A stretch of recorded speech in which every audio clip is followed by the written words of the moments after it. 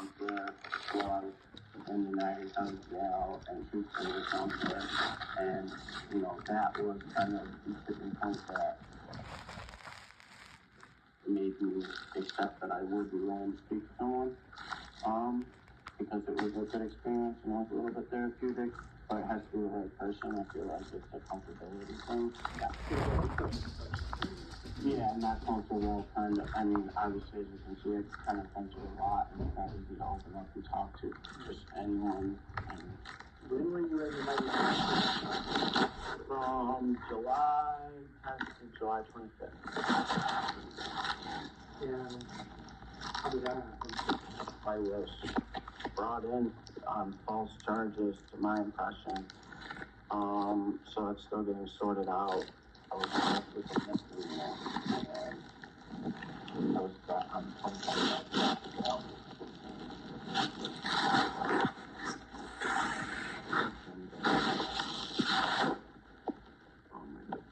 So were you like on a lot of the 25th?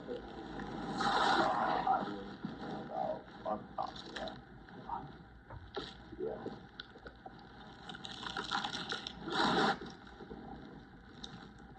So, over the last several years, I know the last time we talked to you, you got any mental health counseling at that point. Seems like that was supposed to try to look up for somebody present down in your life, you make an appointment, how did you kind Yeah, but I would like it to be like, I don't want to do like my uncle holding court case in my head kind of stuff, so I have to go to counseling. And then it's like, well, you know what I mean? Then it makes it as if I'm being like forced, and then that puts like pressure on me. Do I have to go talk about certain stuff? Are they going to say that I'm not participating enough, or this or that? I'm like, yeah, because that makes it feel like pressure, and it's like I want to be able to go. I don't want to see court orders, because sometimes you might have a really good week, or sometimes I might not want to go talk to the person and say, hey, can I reschedule for 2 weeks, because I'm just really, maybe it's the week that my brother passed away or something like that, and I'm just not comfortable going that week, right? But if it's court orders and then they say I skipped, and then I got to go to court, and they say, well, he didn't show up, not considering like my brother passed away like a week before every year Thanksgiving is.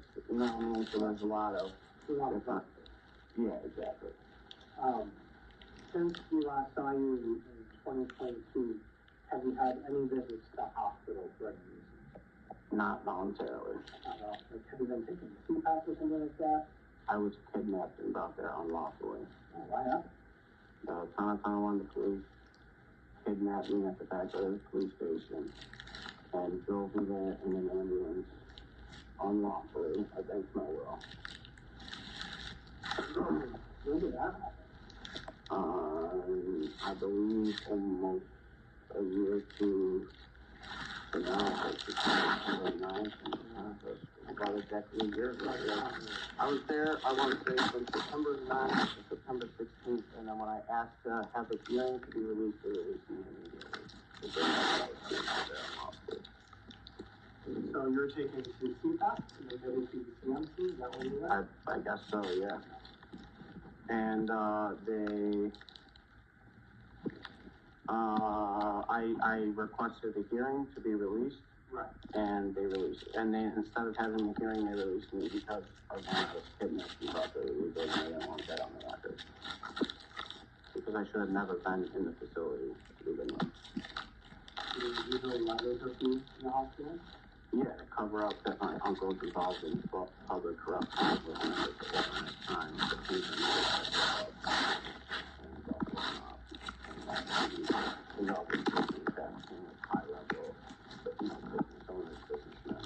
And he'll go right on the news and say, taking a bribe.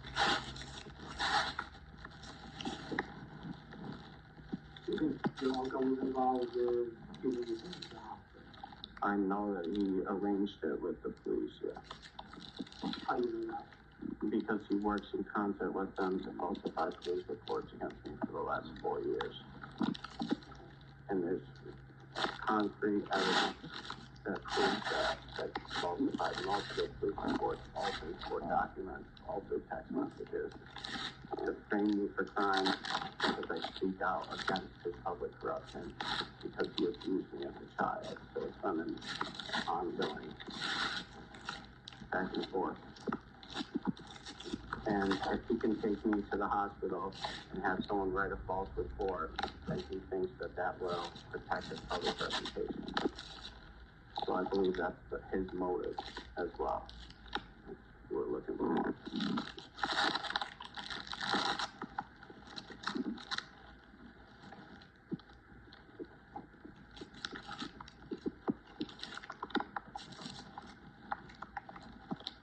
So when you take him to the hospital, It was a single time. September last year from I believe the 9th to the 16th. Yes, sir. what was going on before that triggered all that? They said that I allegedly sent a text message to a kid whose uncle is the president of the Kingston Motorcycle Club. He texted me he was doing wire fraud and embezzlement on a house that went down in North Buffalo. And he texted me and said, "Tell your uncle, tread lightly with my case. I'm just relaying the message." And then when I allegedly sent messages back to him, he waited 3 days to go to the police station to file a charge, and the text messages were altered from the original text that I sent him to the ones that are in the police report that Mrs. Cooper provided to me that were provided to her through the discovery. They were altered and changed to create a crime that never occurred, again, because my uncle's falsifying police reports against me, thinking that this will protect his public reputation because he's involved in public corruption. And if he didn't abuse me as a child and wasn't involved in this corruption, he wouldn't be going to such great lengths to smear my reputation and put me in jail, as he's had third-party communication as well.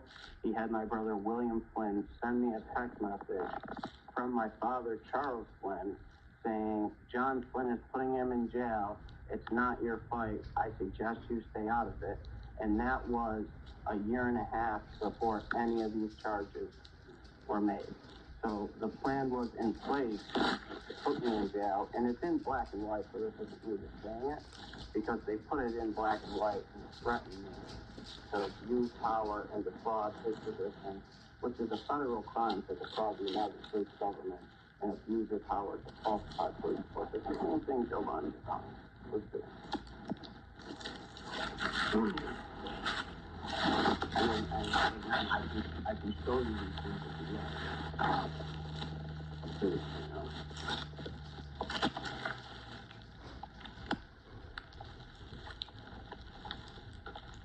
Change topic a little bit before we go back to the legal case. Recently, have you been using any type of drugs? No, sir. Nothing. I took a few of the Xanax that were prescribed to me from April, but nothing that wasn't prescription. Was that your primary doctor that prescribed the Xanax? Yes, sir. But only if I'm having an extreme, like, kind of headache.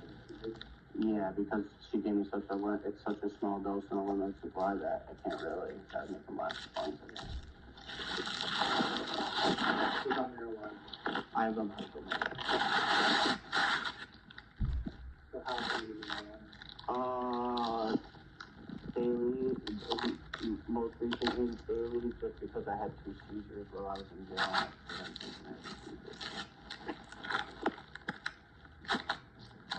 Are you receiving any other treatment for seizures? No, they tried to put me on medication when I was 20, but my mom didn't want me to go on it. And I had to stay on it, so I was getting mixed kind of reviews and different, like, opinions on it, and she thought if I could avoid it, then hold off as long as I could. How often do you use? Only when I'm under extreme stress, like put in incarceration or like, or if in that instance, I hadn't slept all night, so and lack of sleep, but that was the one time. So I could find one on Memorial Day, 2 in jail, one when I was taken into custody a year from this instance. And then before that, I hadn't had one in maybe like 4 years, but I had been using marijuana and taking medication, to be honest. That prevents it. Because the stress is what causes it, so if I'm on the anxiety medication or as needed, it keeps the stress level low, and then combined with the marijuana, it usually is. But if I'm like taken into custody under false charge, my mind kind of, and then once my mind starts like having all that stress, anxiety built up, what's happening, what's going on, when am I going to get out of here? Because obviously you can understand, like, if I'm kidnapped and brought to ECMC, then you're like, then every time you go into court, you're going to have a little bit of anxiety, like, okay, well, what if they don't release me? What if they, so only really in extreme stress situations like that. Medical marijuana, what's the medical reason for that? Is that the seizure or is that something else? For the seizures and the issues with my stomach, and I believe for the headache and the migraine,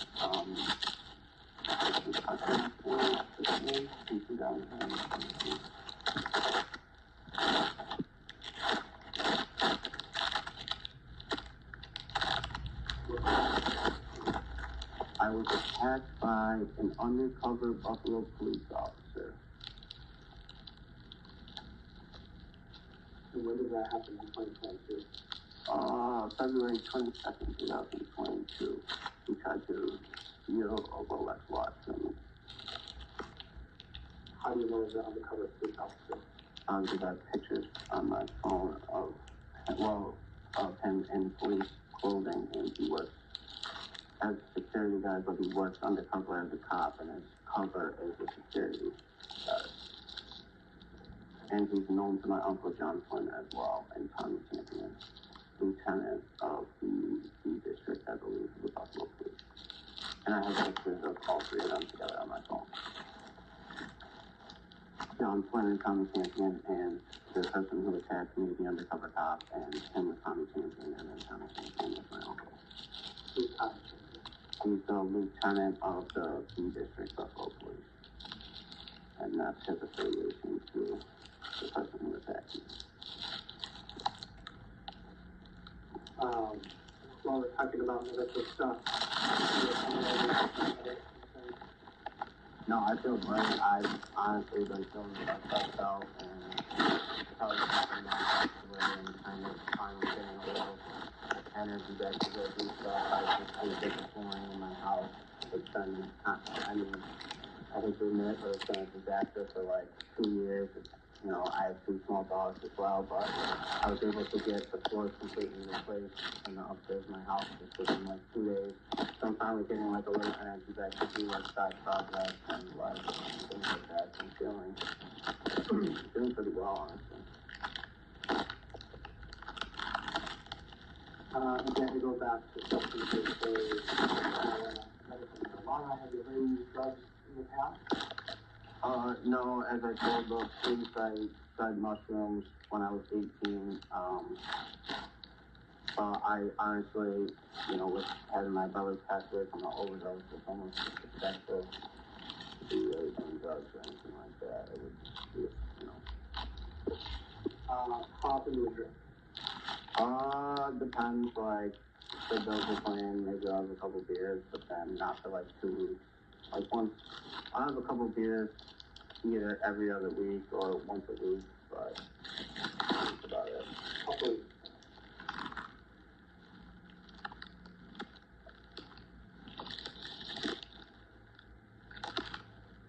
Have you ever had any type of treatment, like regular alcohol use? I was arrested with 7 grams of pot when I was 17 and I had a complete 2-hour course. Okay. like the one on Hurdle Avenue where you go for like, that's kind of like a rundown bear program sort of thing.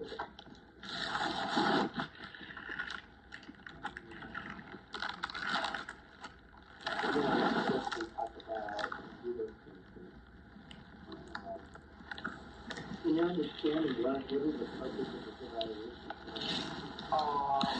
Make sure that I have,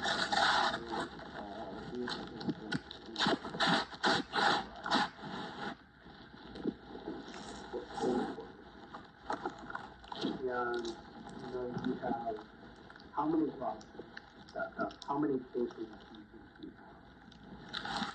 Legitimate ones, or how many just are on there? I can run it down for you real quick. 1, 2, 3, 4, 5, 6, 7, possibly. We have 2 Amherst, 1 in Taiwan. As far as docket. The other ones that are all. I think the other ones are at 9. So you just have to. You only have 1, and what is the one in Tonawanda? That is the last discussion. And what about the other 2 cases that are in Tonawanda? The other 2 are Amherst. Other 2 are Amherst, yeah. Just 1 in Taiwan. That's not correct. Case was dismissed. I think there's 3.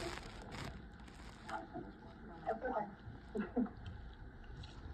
Okay, well, the one that's resisting arrest, if you look at the case, there's no warrant for the arrest. And they they wrote out a charge. There's no warrant by the judge signed. And actually, Mr. Cooper was able to have the judge admit that on the record, that there was no warrant in Amherst.